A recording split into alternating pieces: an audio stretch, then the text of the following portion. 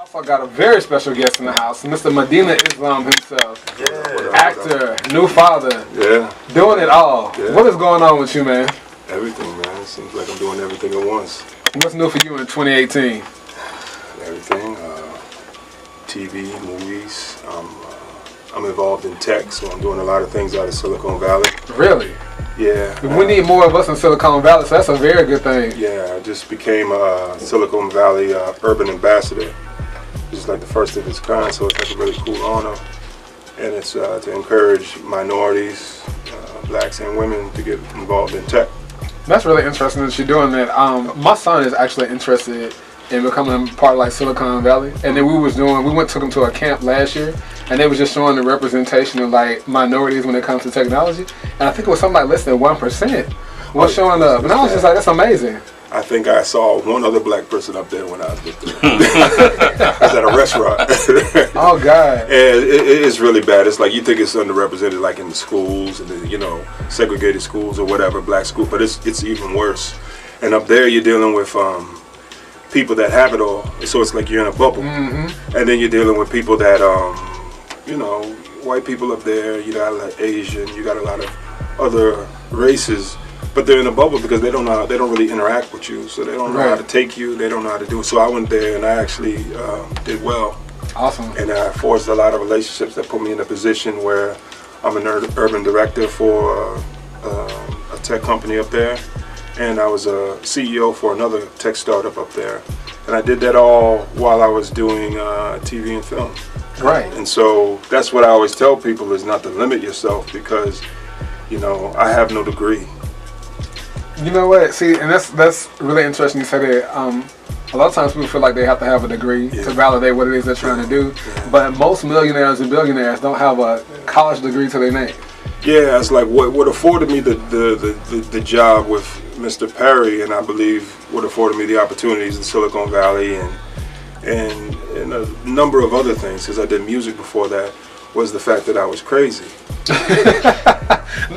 Yes, let me tell you. I would encourage you to be more crazy and less sane. Awesome, because let me tell you, I'm a huge fan of the haves and have-nots, and when you used to be on there, I was like, oh my God, he was going in. I'm Quincy, bitch. I was like, wait a minute, like, excuse me.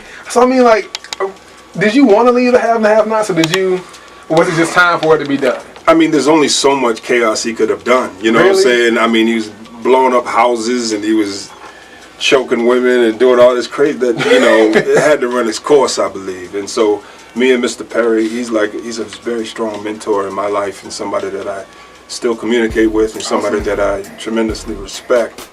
And when you're around him, you kind of soak up all of him. So what that means is like his business acumen, the way he handles just the day, so we're doing if I'm on set for 12 or 14 hours and you're tired and you want to complain or you want to go, damn, I've been here, and he's there 16, 18 hours, then you say, wait a minute, and he's doing 2 shows in the same day and then doing a play on the weekend. It's like, there's no, I don't give anybody any room to complain because I've seen what greatness does, and they work like they're broke.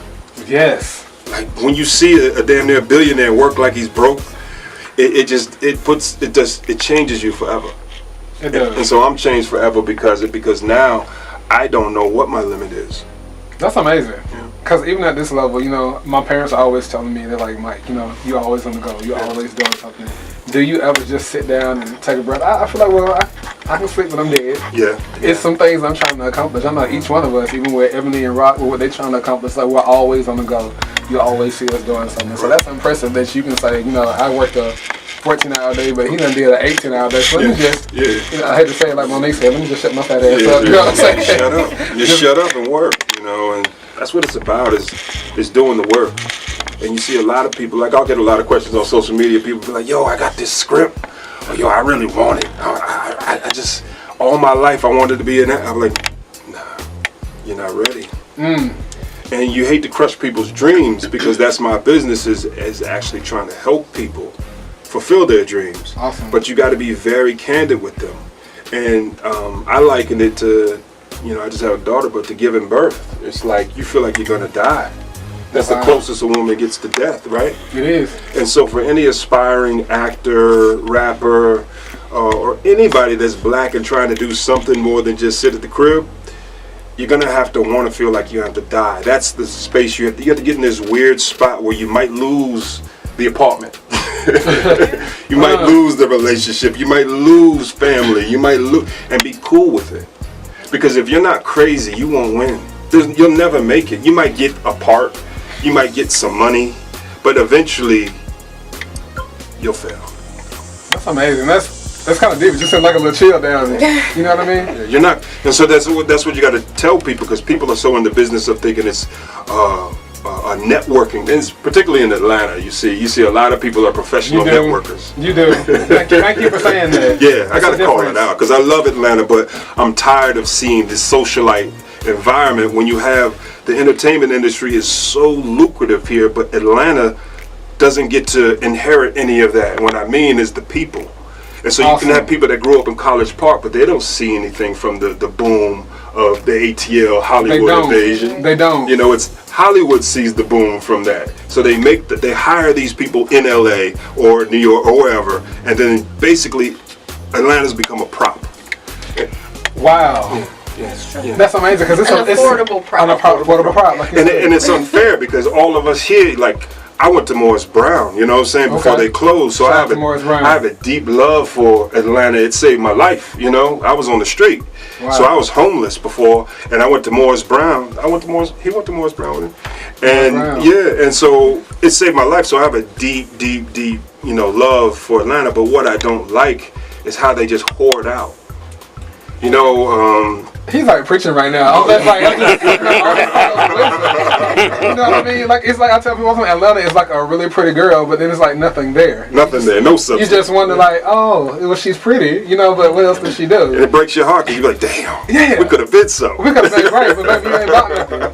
So let's talk about your daughter. Sure. So you've been a father for 2.5 months. Yes. What does that feel like to you? It's transformed my life in every way, and I used to think, well, not used to think, it's only been 2.5 months, but I thought, you know, in the time or leading up, in the time leading up, I thought it would make me like sane, because you know, I'm crazy, and so you think, oh man, now you're gonna get softer. I've actually gotten harder. I've actually gotten crazier, because now you have something that you're willing to die for. Yes, that's the difference. And so. And then you get this supreme tunnel vision. So like there can be things that can happen in your day or things that people will do that might really drive you crazy or make you piss you off. But now it's like I can't even hear you because I want my daughter to be a multimillionaire by the time she's 3. So I want to set her up. And so where she doesn't have to deal with the things that I had to deal with. You know, she doesn't have to deal with, and she's set up in a way where she can make choices out of strength and not out of weakness.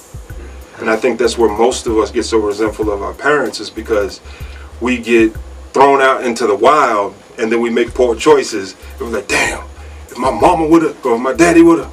Yeah. You know, and as you get adult, you can't blame anybody. And so my love for my daughter is deep. And I think it's helped me in so many ways, because now I don't have time to deal with bullshit. There is no.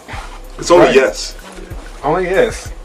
Well, we got to say yes to these bills. We're going to take a quick break. Let's y'all listen to some music. Then we're going to get right back chopping up with Medina, okay? Remember, you're listening to WTT Radio. It's Currently Mikey with Rocc.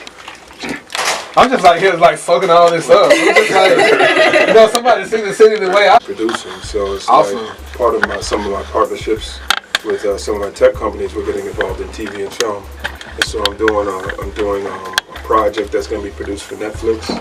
And I'm doing another project that is going to be on a digital platform. I can't really say much about it right now because of contractual things, but I'm doing the Mr. Perry route, where I'm content creator. Yes. And so I'm in talks with Universal Pictures on 2 movies. I had a discussion with Freeway Ricky Ross on doing a life story on him.